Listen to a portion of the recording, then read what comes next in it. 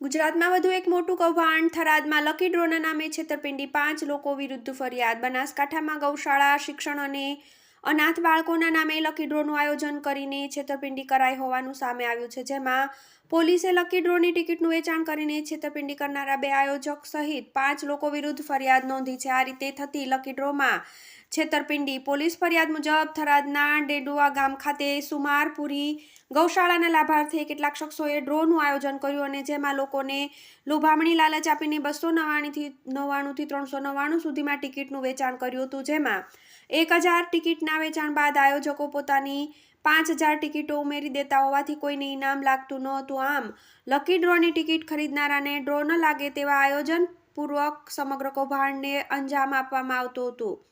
ગૌશાળાના નામે lucky draw વેચણી કરતા ડાયરો થરાદમાં લકી ડ્રો રાખીને 5 શખ્સો દ્વારા છેતરપિંડી કરવામાં આવતી હતી, જેમાં ગૌશાળાના નામે આ શખ્સો લકી ડ્રો ચલાવતા હતા, જેમાં ડ્રોની ટિકિટના વેચાણમાં થતી આવકમાંથી ગૌશાળાના નામે ડાયરાનું આયોજન કરવામાં આવતું અને ડ્રો વિજેતા પાસેથી ગૌશાળા માટે દાન પણ લેવામાં આવતું હતું. સમગ્ર ઘટના અંગે પોલીસે ગુનો નોંધી વધુ તપાસ હાથ ધરી. જ્યારે આવી કોઈ લોભામણી જાહેરાતનો ભોગ બનાવવાથી બચવા માટે સજાગ રહેવા જણાવ્યું હતું.